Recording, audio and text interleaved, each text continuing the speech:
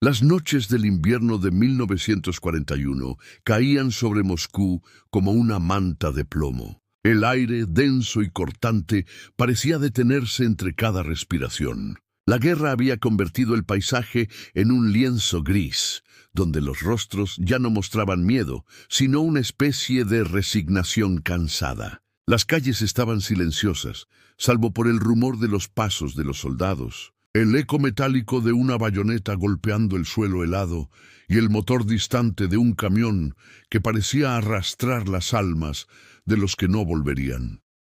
Dentro del edificio del Estado Mayor, el general Georgi Chukov permanecía de pie ante una mesa cubierta de mapas. Una lámpara solitaria proyectaba sombras duras sobre las paredes, alargando su silueta como si el peso de la guerra lo duplicara. Su mirada recorría las líneas color sangre que indicaban las posiciones alemanas. Cada trazo era una herida, una frontera entre el sacrificio y la esperanza.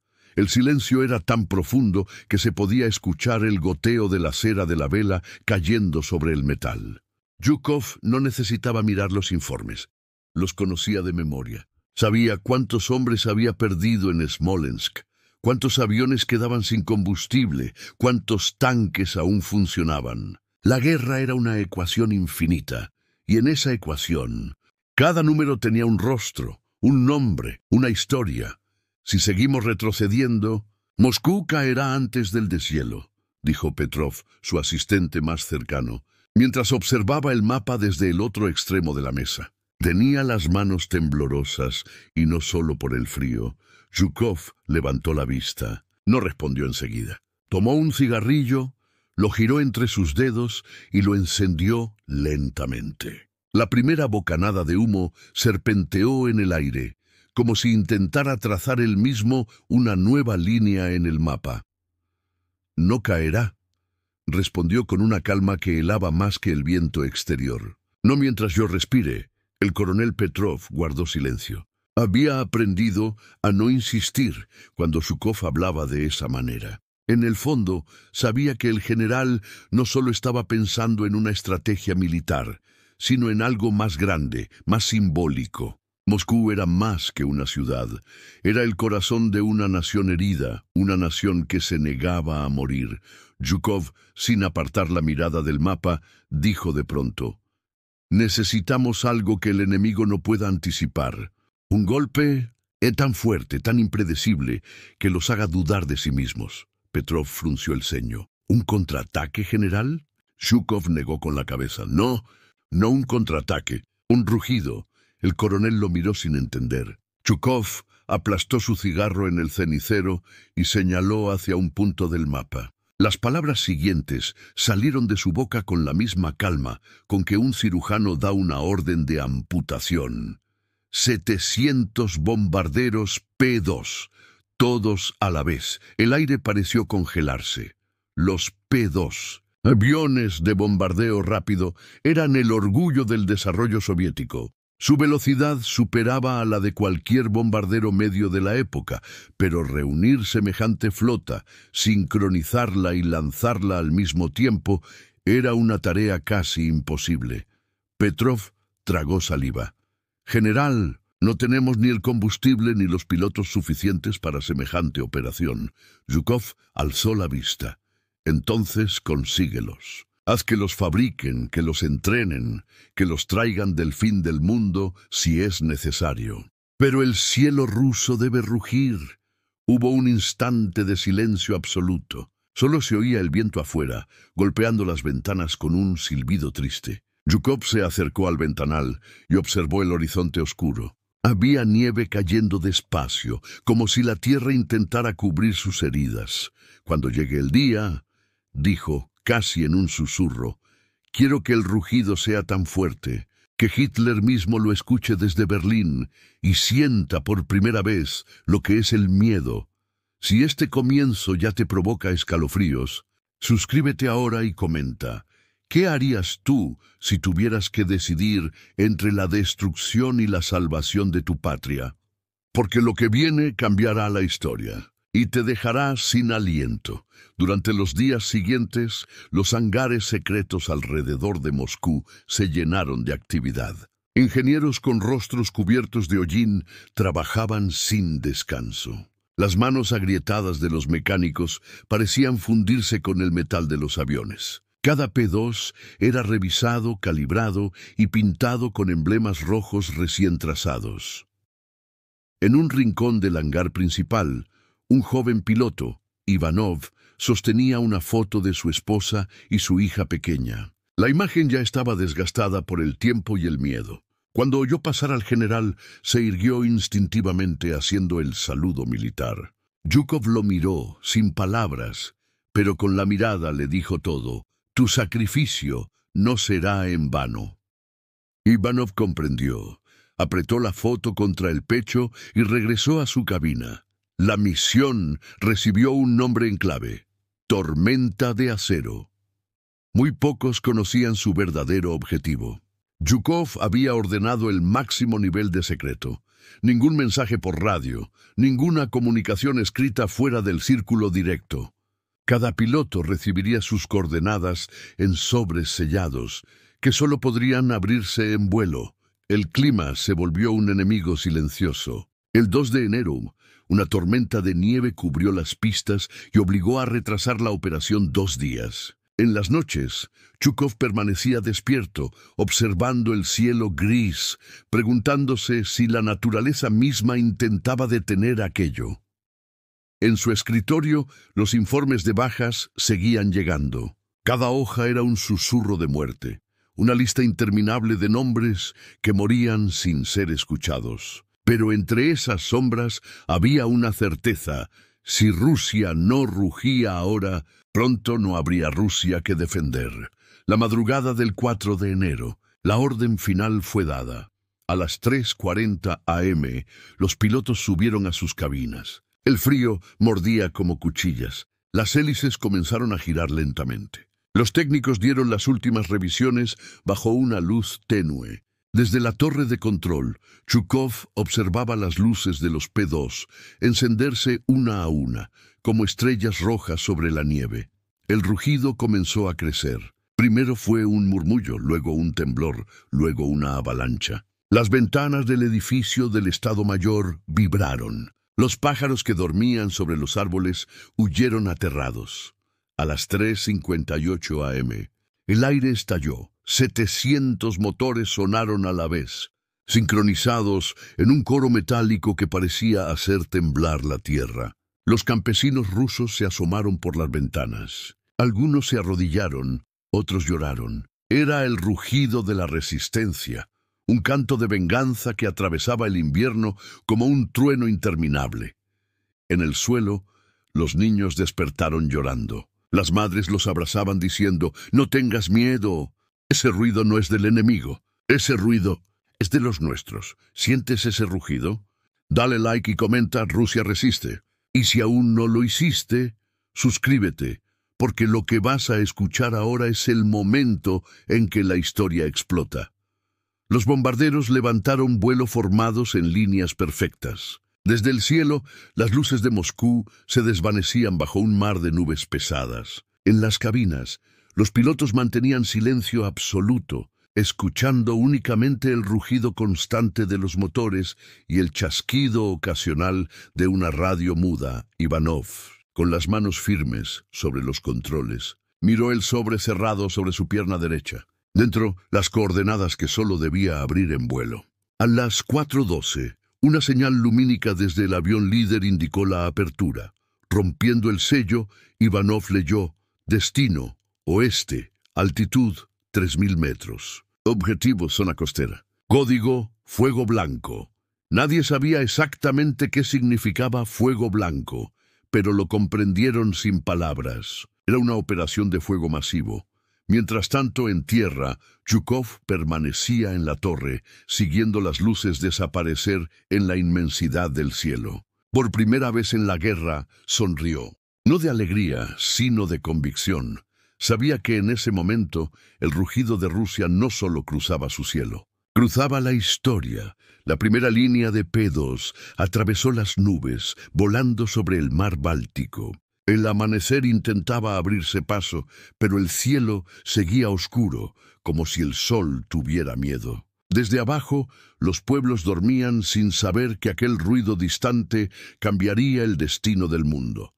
Sobre la radio silenciosa, una voz quebrada surgió, la de Petrov. Tierra a aire. General, el rugido es perfecto. Zhukov cerró los ojos. Que el enemigo escuche la tormenta. El mundo estaba a punto de conocer el día en que el cielo ardió antes del amanecer. Si esta historia te estremeció, comenta con un fuego y comparte este video para que más personas escuchen el rugido que paralizó a Hitler. Suscríbete ahora y activa la campana, porque en el próximo capítulo, el fuego caerá del cielo.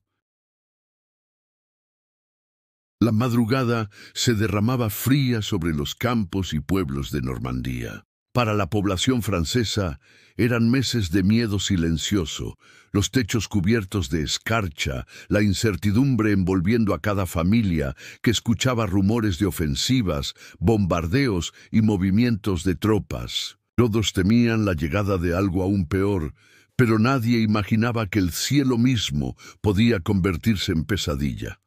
En la base alemana del pequeño pueblo de Saint-Lô, el teniente Jürgen Klein bebía un café tibio en la carpa de mando, intercambiando bromas escépticas con sus compañeros. Ninguno de ellos creía en los informes de la inteligencia sobre movimientos inusuales en Rusia.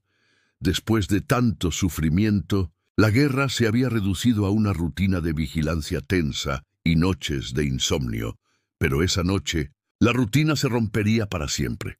A lo lejos, un estruendo creció a una velocidad incomprensible. Primero pensaron que era una tormenta en el mar, luego sospecharon un terremoto. Pero no era ninguna de las dos cosas. Era el rugido. 700 bombarderos P2 soviéticos atraviesan el cielo negro, cubriendo de sombras la luna y convirtiendo la tierra en un tablero de ajedrez de luces y muerte. Por las calles de Bayeux y Caen, el pánico se apoderó de los vecinos. Madres que despertaban a sus hijos a golpes de urgencia, familias amontonadas en sótanos improvisados, el helado tacto del miedo en la nuca de todos. El suelo temblaba ante el paso de las filas de aviones, cuyo sonido no era solo físico, era emocional. Una vibración que partía en dos la historia de la región. Los soldados alemanes, atrapados entre la incredulidad y el terror, corrían buscando órdenes concretas, sin respuesta alguna. El alto mando, confiado en la lejanía de la URSS, no podía explicar semejante ataque. «Soviéticos aquí, en Normandía. ¡Es imposible!», gritaban oficiales bajo el estrépito de bombas que empezaban a caer en intervalos de segundos. En una pequeña granja, la familia Dubois se abrazó bajo la mesa. El padre Henri recordó la Gran Guerra y sintió que el infierno había regresado. La más pequeña, Louise, temblaba sin entender por qué la casa se sacudía, como si los monstruos de sus pesadillas hubieran encontrado la forma de salir del armario. Afuera, el aire olía a barro, metralla y miedo. Los bombardeos no distinguían entre líneas de batalla, ni entre casas y posiciones militares. Los campos de trigo ardieron primero. Luego lo hicieron los almacenes de provisiones, la iglesia medieval y los depósitos de municiones alemanes. El espectáculo era apocalíptico. Llamas tajeando la noche, vidrios que explotaban como truenos, gritos perdidos bajo el estrépito ensordecedor. Ivanov, el joven piloto soviético, volaba en una de las primeras formaciones. Su cuerpo temblaba, no solo por el frío, sino por la conciencia de lo que estaba haciendo. Desde su cabina podía ver las explosiones recorriendo el paisaje, la extraña mezcla de belleza y horror. Recordó la foto de su hija y pensó en las niñas que dormían en los pueblos franceses justo bajo él. Pero su orden era clara, y la guerra no entendía de conciencia. En tierra, los hospitales improvisados se desbordaron de heridos, civiles quemados y soldados mutilados. Los lamentos eran interminables, y en cada mirada había una pregunta sin respuesta. ¿Por qué aquí? ¿Por qué ahora? ¿Imaginas vivir esa noche en Normandía? ¿Salvarías a tu familia? ¿Huirías? ¿Te quedarías a ayudar a otros? Deja tu comentario abajo y suscríbete. Este rugido solo está comenzando y lo que viene será mucho más intenso. Poco después del ataque inicial, la confusión reinó entre las tropas alemanas. El comandante Reimer, responsable de la defensa de un sector al sur de Caen, intentó contactar a Berlín, pero toda comunicación era imposible. Los mismos bombardeos habían destruido las infraestructuras esenciales. Desesperado, ordenó una retirada improvisada que causó aún más caos entre filas exhaustas. En el refugio de la familia Dubois, los llantos de los niños competían con los gemidos de soldados enemigos heridos fuera de la casa. Henri decidió, ante el peligro, arriesgar la vida para ayudar a un joven alemán sangrante. Era la guerra en su máxima contradicción. El horror y la solidaridad pueden nacer juntos.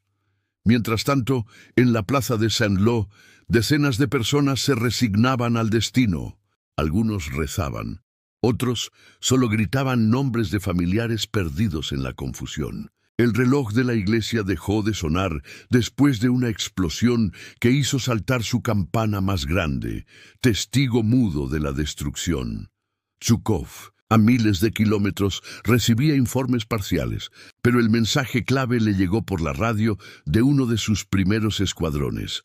Objetivo alcanzado. La oscuridad fue derrotada por nuestro rugido. El general sintió el peso de la gloria y la culpa mezclados en el pecho. Sabía que en toda gran tormenta la vida de inocentes quedaba en el fuego cruzado. En Normandía, la noche no terminó al alba. Duró días. El humo cubría el sol. Los aliados, notificados del bombardeo sorpresivo, avanzaron a trompicones sobre un campo de cenizas y tumbas improvisadas. Las ciudades destruidas olían a esperanza y resignación. Madame Bernard, una anciana conocida de la región, relató años después: aquel rugido nunca se fue. Todavía lo escucho al cerrar los ojos. Los rusos no solo bombardearon Normandía, abrieron la tierra para que renaciera con dolor.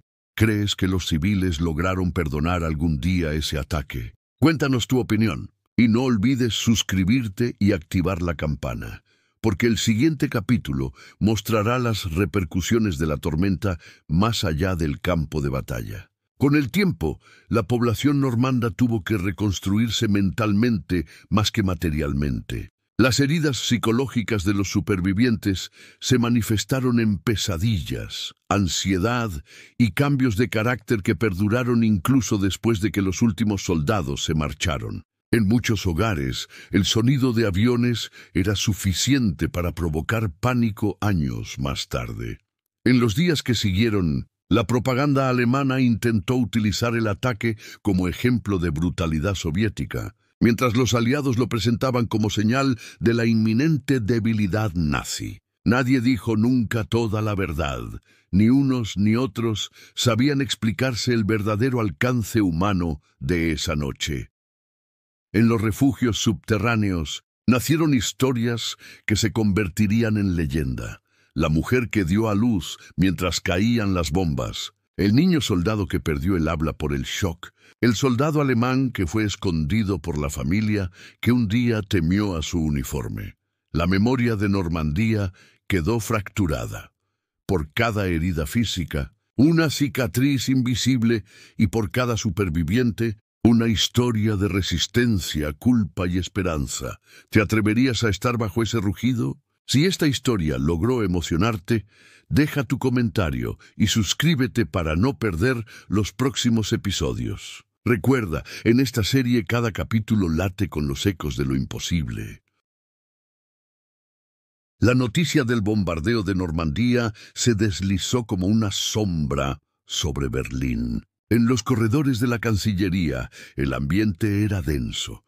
Oficiales recorrían los pasillos urgentes y nerviosos, intercambiando miradas escuetas e informes desordenados. Por primera vez, la invulnerabilidad de la máquina bélica alemana había sido cuestionada por un golpe inesperado y devastador.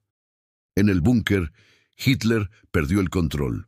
Golpeó la mesa gritando órdenes y acusaciones. Su rostro se enrojecía más a medida que las noticias llegaban. Normandía. Soviéticos. Esto es inadmisible. Las hojas temblaban entre sus dedos, informes incompletos, de destrucción masiva, pueblos en llamas y posiciones defensivas reducidas a cenizas. Goebbels, el ministro de propaganda, intentaba mantener la calma. Mi Führer, la Luftwaffe está movilizando todo lo disponible. Nuestros generales aseguran que la respuesta será contundente. Pero todos sabían que la respuesta era insuficiente. La fuerza y velocidad de Zhukov dejaron a los alemanes sin posibilidad de reacción. Los bombardeos no solo destruyeron, también desconcertaron, minaron la moral, erizaron la piel de los más duros soldados de la Wehrmacht. Durante la tarde, los ciudadanos de Berlín recibieron rumores aterradores a través de la radio.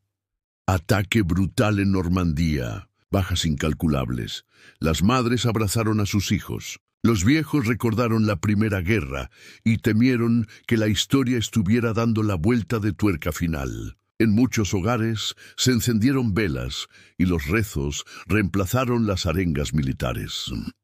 En la sala de decisiones, Hitler exigió explicaciones a altos mandos del Comando Occidental. El general Jodl, con voz quebrada, explicó que la inteligencia había fallado, que la defensa costera era insuficiente para semejante ataque coordinado, que los aviones soviéticos habían penetrado gracias a un sistema de engaño y velocidad imposible de prever.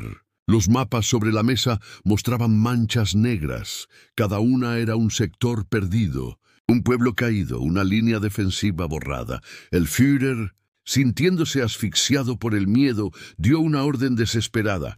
Trasladen tropas de la frontera oriental a Francia. Fortifiquen la costa, tripliquen las minas, destruyan puentes y caminos. Quiero que ni un solo ruso ponga pie en el continente. ¿Alguna vez sentiste que una noticia podía cambiar el mundo en segundos? Comenta tu opinión abajo y suscríbete. Esta historia está sacudiendo a los pilares del poder y pronto todo colapsará. La presión psicológica sobre los mandos alemanes fue total. Algunos oficiales comenzaron a sospechar que la guerra estaba perdida. Otros, con miedo, pensaban en rendirse o desertar. Los soldados heridos que regresaban de Normandía hablaban en susurros sobre el rugido soviético, describiendo el pánico que causaba ver el cielo cubrirse de aviones que no pertenecían a los aliados tradicionales. En Moscú, Zhukov permanecía atento a las reacciones internacionales. Recibía cables de Churchill y Roosevelt felicitándolo por la audacia, pero en privado temían que la brutalidad soviética generara un rechazo global. Zhukov respondió con frialdad estratégica. Este rugido es necesario. Cada trueno salvará miles en la próxima temporada. La propaganda alemana intentó manipular el desastre. Presentaban imágenes recortadas de civiles evacuados y soldados resistiendo entre ruinas, inventando relatos heroicos para no perder la moral en casa. Pero en secreto, los generales sabían que la Junta se había fracturado. El poder de la narrativa soviética y su asalto rompió la confianza del alto mando en la infalibilidad alemana. Berlín no dormía. Las sirenas militares se mezclaban con el llanto de los niños. En las calles, algunos civiles murmuraban: quizá los rusos puedan terminar lo que los ingleses y americanos empezaron. Durante la noche, Hitler sufrió insomnio paranoico. En sus alucinaciones veía a Zhukov avanzando hasta el corazón de Alemania, rodeado por el sonido inconfundible del rugido de los P-2. El dictador preguntaba a su secretario: ¿te imaginas que puedan venir hasta aquí? ¿Que mi imperio caiga por un rugido? La duda era el peor enemigo. En lo más profundo de la Cancillería, oficiales debaten estrategias. Defensa total, sabotajes, contraataques precipitadamente organizados. Pero cada plan era insuficiente. Cada ruta de fuga parecía cerrada, cada posible salvación bloqueada por el peso del miedo. Goebbels decide aumentar la propaganda para frenar el pánico ciudadano. Transmitiremos relatos heroicos. Nadie debe sospechar que estamos perdiendo el control, pero los rumores ya cruzaban fronteras. Y hasta los aliados en Londres y Washington percibieron el cambio de tono en el Reich. El eco soviético impactó más allá de Normandía. Reverberó hasta la médula del imperio nazi.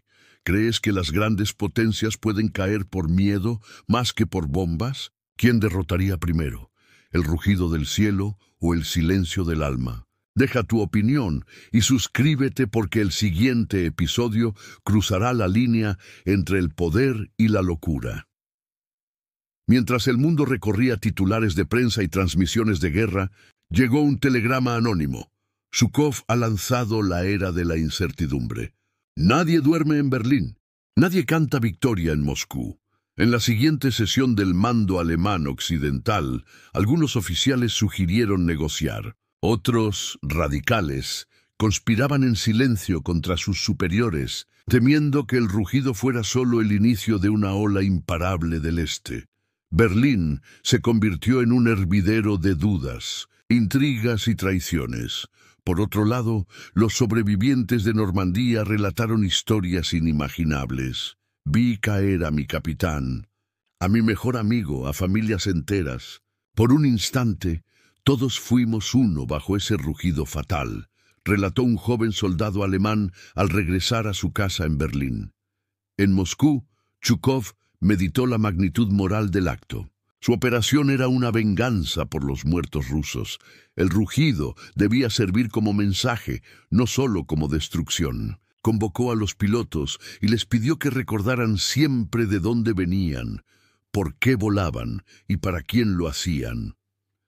La prensa internacional comenzó a especular sobre nuevas ofensivas soviéticas. La población mundial, antes tan segura de los lentos avances aliados, ahora temía que la guerra cambiara de rumbo y de líderes. Nadie podía prever qué haría Zhukov después. El eco de su rugido era impredecible. Berlín terminó el día sin respuestas, solo preguntas. El silencio que siguió fue más temible que cualquier bomba. Si este relato te conmovió, comparte tu reflexión. ¿Hasta dónde puede llegar el eco de una decisión? No olvides suscribirte para acompañar el desenlace. El próximo capítulo revelará el precio verdadero del fuego.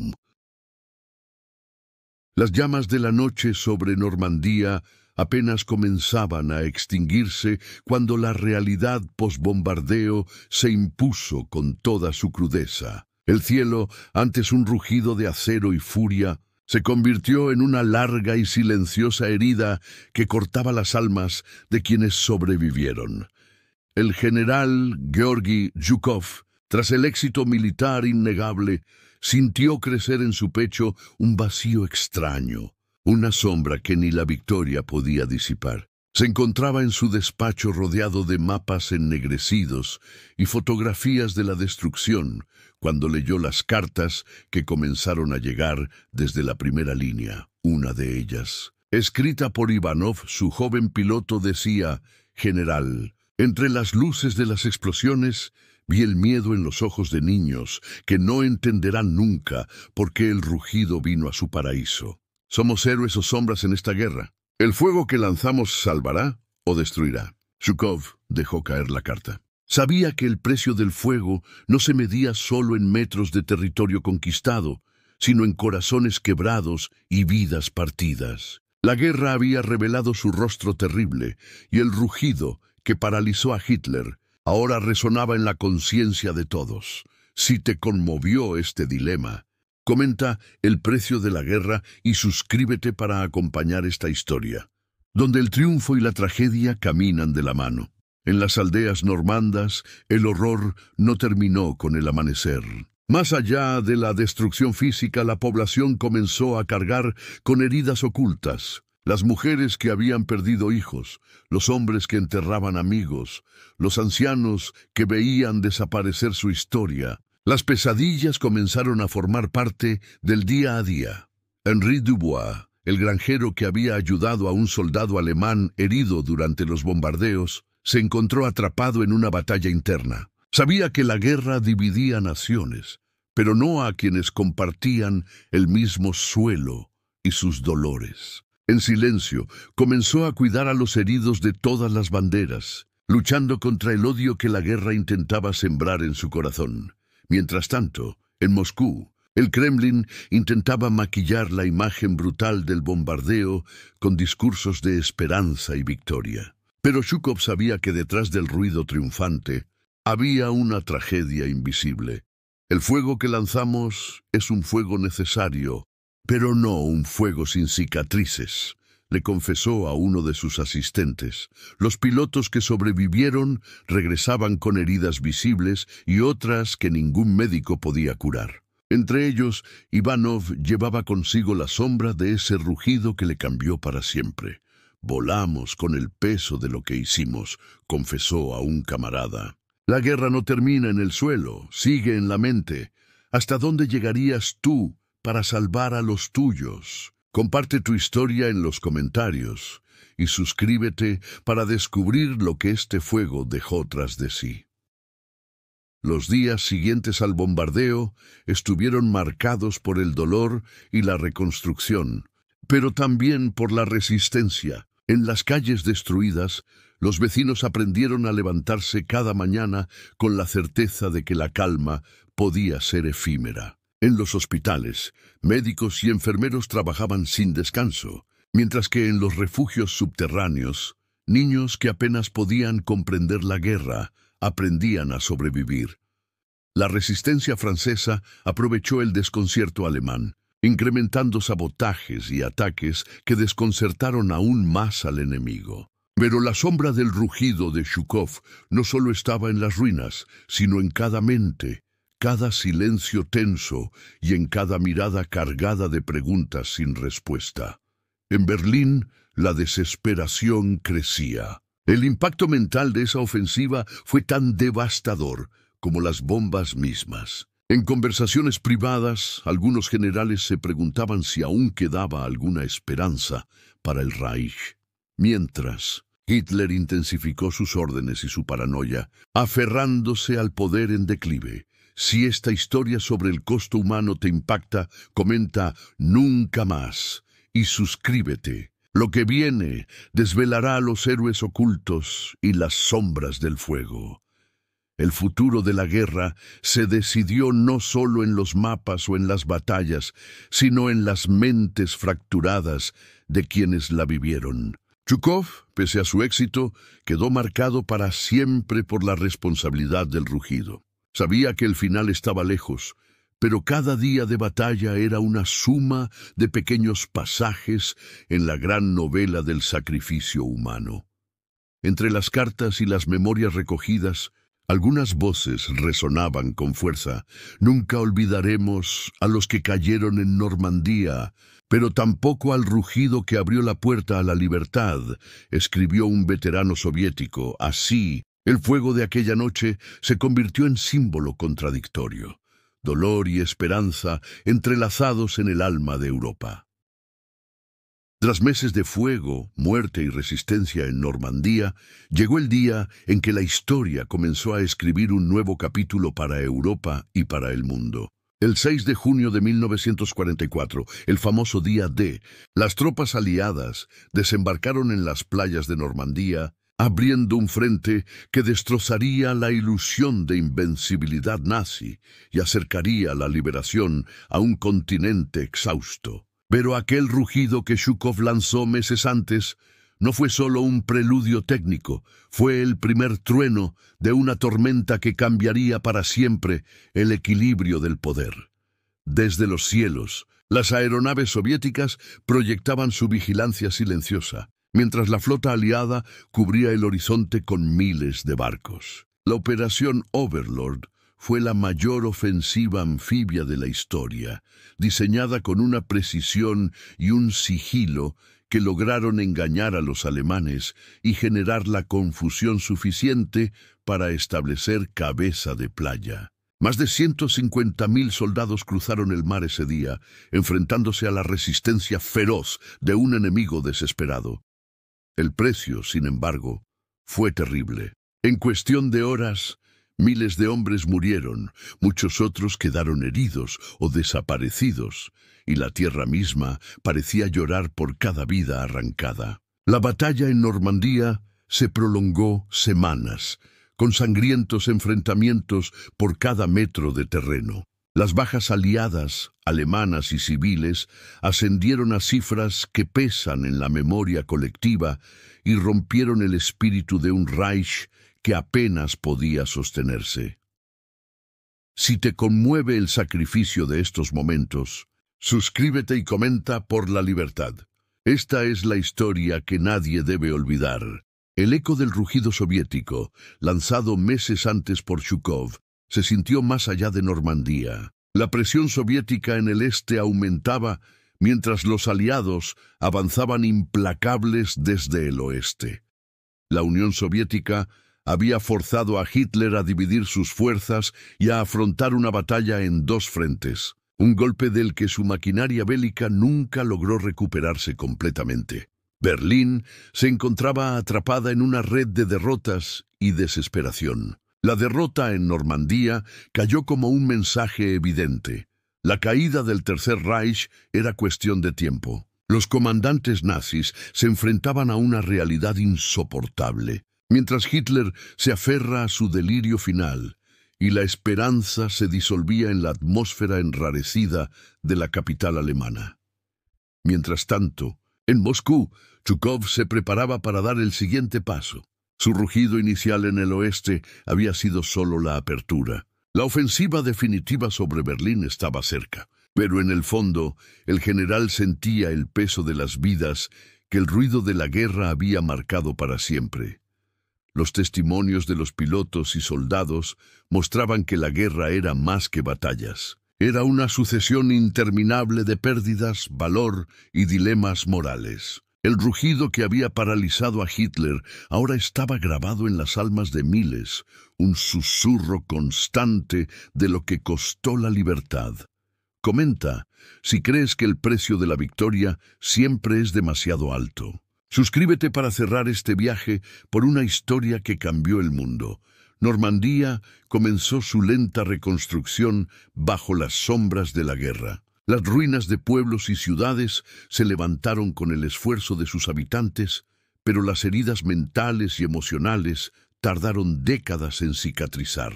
Historias de resistencia, dolor y redención se tejieron en la memoria de Europa.